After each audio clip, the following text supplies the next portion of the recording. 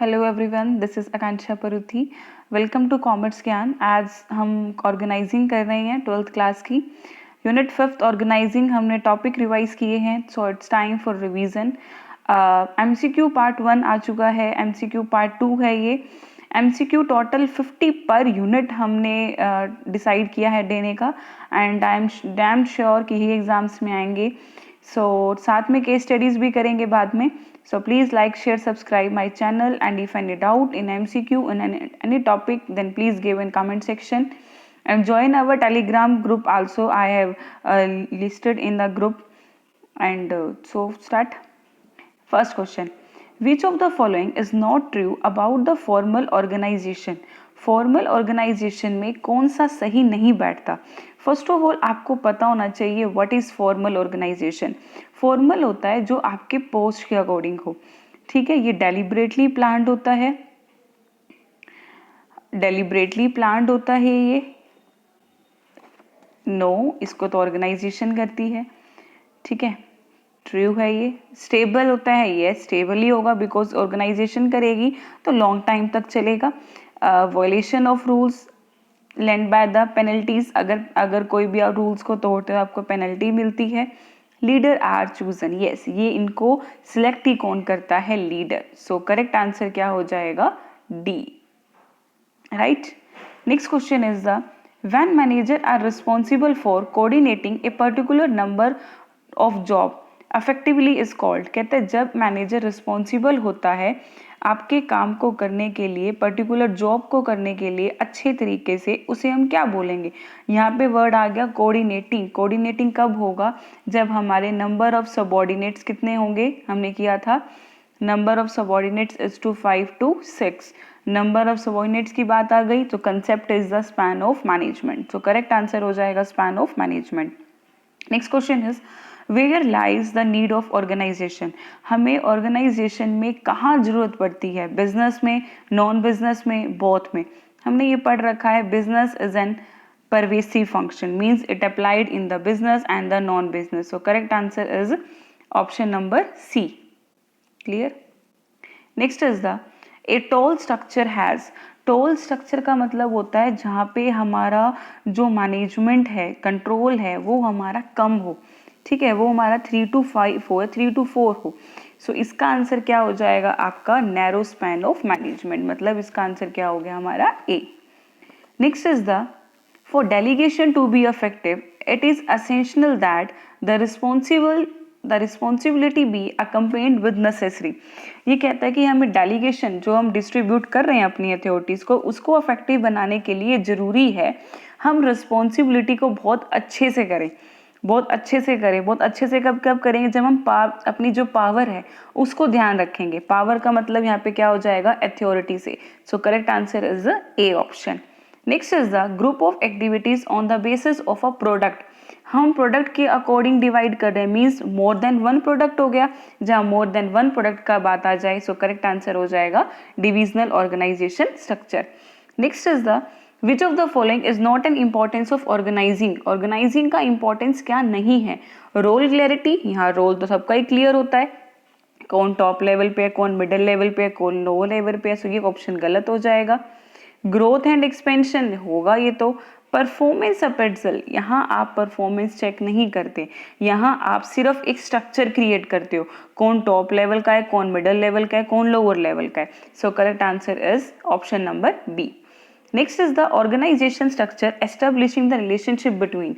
Organisation किसके साथ relation बनाता है? ऑर्गेनाइजेशन एनवायरमेंट के साथ, पीपल वर्क प्रोसेस के साथ, ऑर्गेनाइजेशन सोसाइटी के साथ, या डिविजनल स्ट्रक्चर के साथ। ये तो सिर्फ गलत हो गया। So correct answer is the B, people के साथ, वर्क के साथ एंड रिसोर्सेज के साथ। Next is the divisional structure leads to conflict in. जो डिविजनल है वो मेनली लड़ाई क्यों करते हैं? किस रीजन की वजह से बार बार उनके कॉन्फ्लिक्ट्स होते हैं?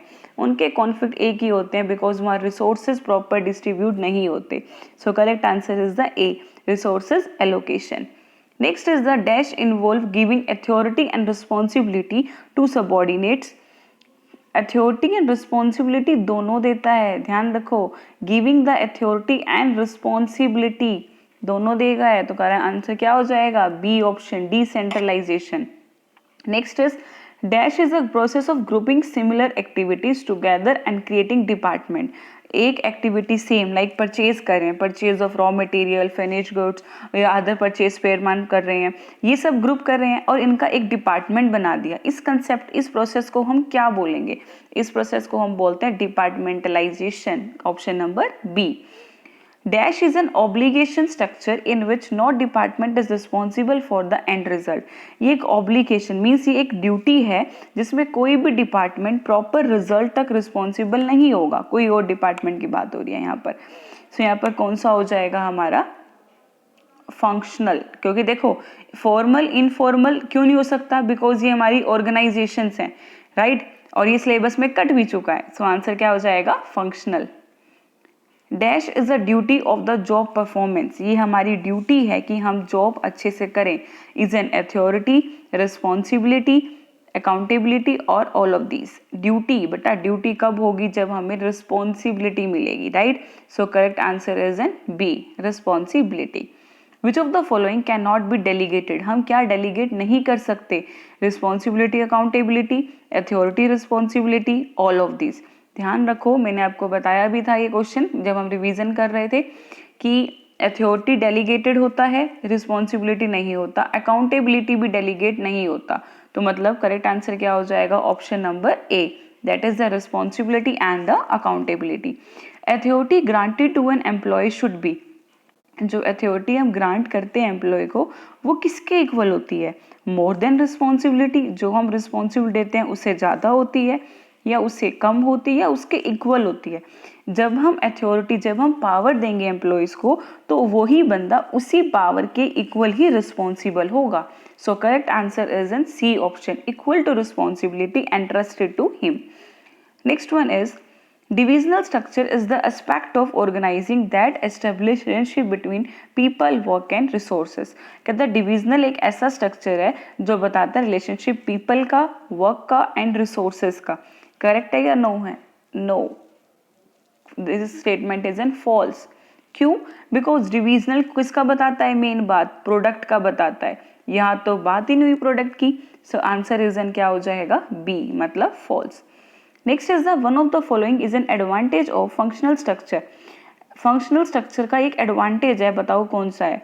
Responsibility for and result, flexibility, easier employee learning. देखो फ्लेक्सिबिलिटी पर यहाँ पे ये फीचर बन जाएगा क्योंकि एक ही प्रोडक्ट बना रहे तो आराम से चेंज कर सकते हैं। एंड रिजल्ट ये फीचर एडवांटेज क्या होगा? ईजियर एम्प्लॉय लर्निंग, हम एम्प्लॉय की ट्रेनिंग आराम से कर सकते हैं वहाँ को। क्यों? बिकॉज एम्प्लॉयज़ का यहाँ पे बर्डन नहीं होता। यहाँ पे एक ही प्रोडक्ट के ऊपर हेड होता है, एक प्रोडक्शन का हो गया, एक परचेज का हो गया, तो यहाँ पे हम हेड की तरह उसको ट्रीट नहीं कर सकते। So correct answer is an C option. Next is the dash is an organisation structure which activities are grouped on the basis of product. जो सिंपल सा क्वेश्चन है, जब हम प्रोडक्ट के अकॉर्डिंग एक्टिविटीज को डिवाइड करेंगे। Correct answer is an divisional structure. Next is the dash is the right to command.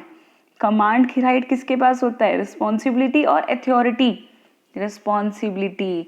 आप अगर क्वेश्चन देखो, इसी क्वेश्चन को मैं थोड़ा चेंज कर दूं, ये क्वेश्चन हो जाता dash is an power of use a command. So correct answer is authority. Dash is right to command then responsibility. Responsibility is derived from, responsibility कहाँ से आती है? अथॉरिटी से आती है। क्लियर? सो दीज, ये मेरा टॉपिक कंप्लीट हो चुका है। एमसीक्यू पार्ट 2 मतलब एवरी यूनिट 50 क्वेश्चंस कराने हैं। ऑर्गेनाइजिंग का कंप्लीट हो गया। कल केस स्टडीज आएंगी इसकी, मे बी 2 और 3 पार्ट्स में। बहुत लेंथी केस स्टडीज होती हैं, हर एक को डीपली स्टडी करना तो it's not possible to sum up in one video. Clear? और टेलीग्राम ग्रुप बन चुका है, वहाँ हम 10 नवंबर मतलब कल से आपका कॉमर्स एंड पॉलिटिकल साइंस का क्विज स्टार्ट होगा। यहाँ पे हर एक टॉपिक के ऊपर कुछ क्वेश्चंस आएंगे, उन क्वेश्चंस को आपको स्टडी करना है, वो आपका एक टॉपिक उस क्वेश्चन से कंप्लीट हो जाएगा। मेरा ये टारगेट है, एक एक छोटा छोटा टॉपिक हम उठाएं, उसके क्वेश्चंस बनाएं, अगर कोई भी उस टॉपिक से क्वेश्चन आए तो वो क्वेश्चंस आपको आता हो।